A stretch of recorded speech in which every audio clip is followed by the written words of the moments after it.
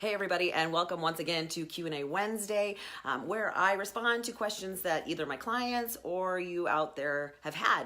And of course, I try to pick topics that are extremely relevant and specific to really what's going on. And it's February. I know that we're past the holidays. The holidays can be a big issue, but I find that a lot of clients are a little bit, hey Mo, are a little bit frustrated with maybe falling off the wagon or struggling with their health goals. And so this comes directly from, again, experience I've had this week with some of my clients. And you know what? I'm not immune. I have the same issues that everybody else does. And there are days that I fall down. There are days that I eat my feelings. We all have those issues. So let's talk about how trying to be perfect can actually not only ruin your goals, but actually suck the joy out of the experience as well.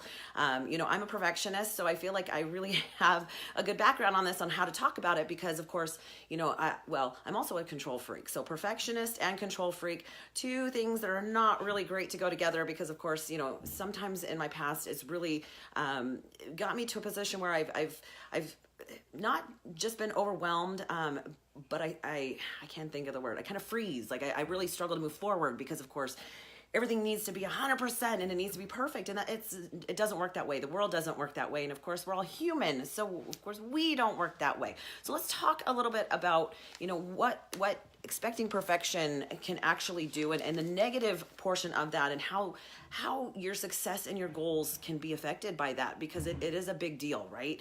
And I think we all have it to an extent.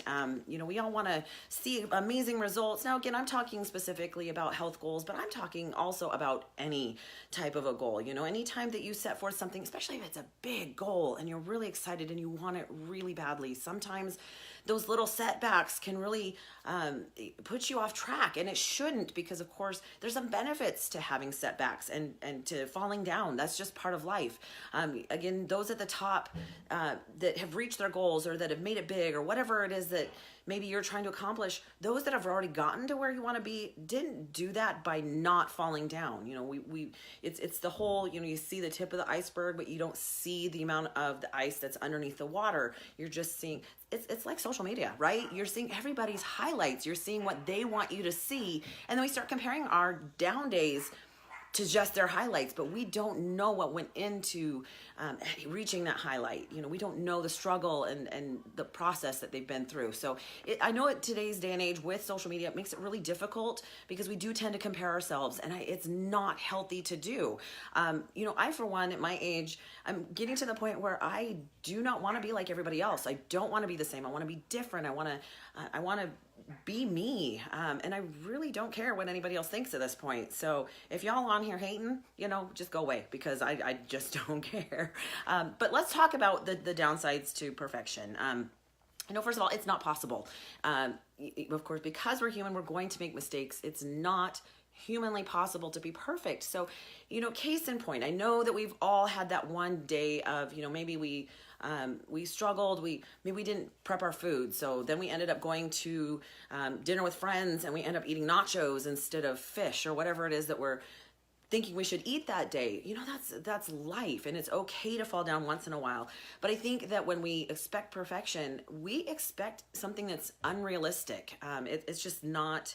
It's a pressure that we don't really need. It's an inner struggle. Most of the time, it's a huge inner struggle. But the problem is that so many times it throws us off track, because number two, progress is progress, right? And the progress that you see isn't always what you think it should be. Does that make sense? I know sometimes we have this unrealistic view of how quickly we should see results, but we're kind of not thinking about how science really truly works. And so, we become unmotivated because we're frustrated. And that's not the way that it is. You really have to focus on how your body is going to respond, but more with the efforts versus how your body's going to respond. You kind of, at some point, you've heard the term trust the process. It's a real thing. Like I said, most of my clients, I actually had a client once, can't even believe this, about 3 weeks in, barely hadn't, really worked out in her whole life. And all of a sudden she's like, well, dude, it's been 3 weeks. How come I'm not shredded? And I'm going, honey, this has taken years to get to where I am now. And I go up and I go down, and I fall off the wagon and I get back on. fortunately I'm consistent. So I know that over time I'm going to get where I want to go, but it doesn't happen in 3 weeks. And you can't undo, say, 3 decades worth of bad habits and, unhealthy eating. You can't do that in a matter of 3 weeks. We have to be realistic with what it's going to take to get there. So I love when you hear that quote about it's okay to fall. It's okay to fall down, but it's not okay to not get back up. And I find it really fascinating how many people say, well, I quit. Why? Why would you quit? Especially if you've seen any progress whatsoever. What is the downside to just getting back on and keep going? Especially if, like I said, if there's progress, maybe you feel better. Maybe your clothes fit a little bit better. Maybe you just have more energy and your friends are like, wow, what's new with you? You're acting different. You look different. You look and feel more confident. And then you eat a candy bar. Or again, you eat whatever you can find in the cupboards because you're having a really rough day. Who cares, right? That's one thing, that's one day that shouldn't throw you completely off. And like I said, what's the downside to keep going? Really? If you're already seeing results, so you fell off. Who cares? Get back on. It's okay. And realize too that, so back to a little bit to perfection. When you focus so much on not seeing exactly what you need to see and that it needs to be a perfect day or it needs to be a perfect experience, you actually discount your current progress. You're discounting what you've already done and where you've already reached. So Mike wants to know, would you suggest forgetting the scale and just measure a different way, such as in clothes? Actually, Mike, we just talked about this on Monday on my Truth About Weight Loss video. Yes, I actually am not a fan of the scale. I find, number one, it does some major mind damage, right? Because especially when you look at what it's just measuring you, it's not, as opposed to a sack of potatoes, it really isn't giving you any information that you really need. Like how much of that is body fat, how much of it's muscle. If you're building muscle, you're probably going to weigh a little more than if it's, so case in point, I know I've used this example before, but in 2009, 2010 is when I first kind of started my journey. My last big picture is from 2009. The first time that I came down from 2009, 2010 sounds about right. I started at about 210 pounds. There I started about 190. 210 was before I actually had breast reduction surgery. But my first time coming down at 125 pounds, I was a size 6. Now, I hadn't been a size 6 in couple of decades. So of course, back then I was thrilled. I was so excited. Now it's been a few years, right? That was 2000, what did we decide? 2010, 2011. It's now 2019 when I'm 125 pounds, size 6. Now when I'm 125 pounds, I'm a size 2, well, actually closer to a 0, because I have way more muscle, but I'm way more dense and I have way less body fat. So sometimes I have to remind people, it's not about how much you weigh. Do you want to be smaller or do you want to weigh less? They don't always go together. I don't understand why we get so fixated. Well, I know why we're fixated on it, because that's just what we do as a nation. And because a lot of, Ryan says I'm a badass. Thank you, Ryan. I appreciate that. That is my goal, by the way. I think we get so fixated on a nation, and, we really have, the military still uses BMI. Why? That makes 0 sense to me whatsoever. It's such an antiquated way of measuring that it doesn't give us enough information, and it actually causes some unhealthy choices in order to reach that. Same thing with a lot of doctors and things like that. They're not using good measurements in a way that makes sense, especially this day and age where we know that it's not about weight loss, it's about fat loss. Okay, so I know that was a little tangent. Back to what we were talking about. So again, when you focus on perfectionism and you're not celebrating every progress that you make, you're discounting what you're accomplishing. So sometimes it's important to go back to where you started and maybe look at those pictures. Hopefully you took pictures. A lot of people don't like it, but I wish I had more pictures, especially along the way, especially as I was making changes in my life and how I look so different, because it's fun to look back at that and go, wow, I was a totally different person back then. It's amazing to be able to go back and compare that. Because really, this is you against you. This isn't you against anybody else. You shouldn't be comparing to anybody else. You are not the same person. You don't have the same background, the same obstacles. It's so important not to compare yourself. So something that I think is really important when you're struggling or where you're trying to get to a point where you feel comfortable, because honestly what it takes to reach any sort of goal is you're going to have to make habit changes, right? Too many people try to do too much at once. I think that that's partially, you get overwhelmed really fast when you try to make too many changes all at once. Pick one or two things. But I think it takes a while to find your groove. You know, it took me a couple of years to kind of figure it out. First of all, I had to learn about nutrition and about how that affects the body. And I had to learn some different things. And I had to start making changes in my habits and learning that it is important to just move more and to just even know how much to eat and how often to eat and to be able to avoid some triggers of overeating. Let's see, Ryan says, I need help because I need cardio ideas, but having one like, hey, Ryan, God, now I know who you are, Ryan. Yeah, let's talk later. I've got some ideas for you actually, because cardio doesn't always have to be anything to do with, you know, being on your feet. So let's chat after this. Definitely message me directly, please. I actually have an idea right off the top of my head. So really quickly, you're going to have to find your groove. And sometimes that just takes a while and you have to be patient with yourself. First of all, you may not be happy with where you're at. You may not like where your body's at, but you do have to respect your body. Your body does a lot for you. You know, I know I put my body through a beating on a regular basis. I drag it to the gym and I beat it up. So, you know, it's okay to want to be further along or want to be somewhere else. That's what's going to keep you motivated and going. It's not okay to not like yourself and not respect yourself. I think that that's a really important, because honestly, you're not going to get, let me put this a different way. It's not fix your body to fix your head. That doesn't work, right? Because whatever you did here to get to where you are, you're going to have to fix that first, or you're going to go right back to where you were, right? You have to fix your head to fix your body. Attitude is the most important part of it. You can't control what happens to you all the time, but you can control how you respond, and that's the biggest part of it. One of the interesting pieces of research that I looked at is just even the physiological changes when you're trying to create new habits. You actually have to create new neural pathways in order for your brain to help those habits become automatic. So case in point, you know, if you go home every night and the first thing you do is throw your keys on the front table as you're walking in the door, the console table there, because you always do it, and you pop open a bottle of wine and you drink a glass of wine, you might have to start coming in a different door, because every time you walk in, you've done that for how long? Years, maybe, even decades, maybe.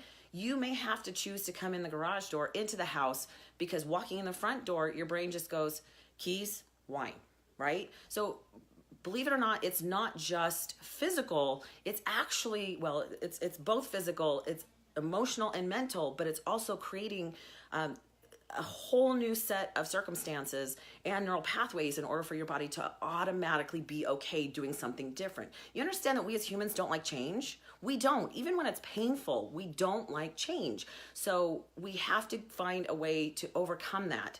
I talked about money, that my favorite all-time quote is that you will remain the same until the pain of remaining the same is greater than the pain of change, right? I mean, until, it doesn't matter what it is. You might be like me. You might be fat, unhealthy, miserable, hurt every time you get on your feet, have no energy, can't sleep well, snore because you're so big that you can't breathe when you, again, I'm talking about myself 10, 12 years ago. But it's so scary to do something different. It's scary to walk in that gym when you're a big girl. It's scary to learn how to lift when people are probably staring at you. Again, there's ways around that. But again, anything that's new is scary, and that's okay. But it's not okay if it stops you. I think that that's really important. I saw this quote on refocuser.com. Part of the quote is from the book called Body for Life, which I've read, by Bill Phillips, and then the rest of it was from the author of this article. But it was so good. And again, this comes from experiencing, especially recently, some clients who just really struggled. I don't know about where you are, but here in the Pacific Northwest, we're having some incredible snowstorms, especially in the Seattle area. They're not even used to this. They don't even know how to drive. Well, people here don't know how to drive in it either, but people are unable to leave their homes, and so they're frustrated. They're cooped up. They can't get to the gym. Maybe they can't get to the store to buy the foods that they need, that they know are healthy. And so they're just frustrated and they're beating themselves up, and that is not necessary. So here, listen to this quote, and then we'll talk a little bit about it. So the quote is, there is never a perfect time. and you can never execute something perfectly. But if you're able to perform well most of the time, it can make up for the times when you're not perfect. That's the Body for Life quote. Perfection isn't possible, but spending more of your time doing something well is. Does that make sense? You know, it's kind of think about it. If you're doing what you need to 85% of the time, you're doing it consistently, you're probably going to get where you want to go, right? Or maybe you're doing 85% out of 100%, but you're doing that consistently.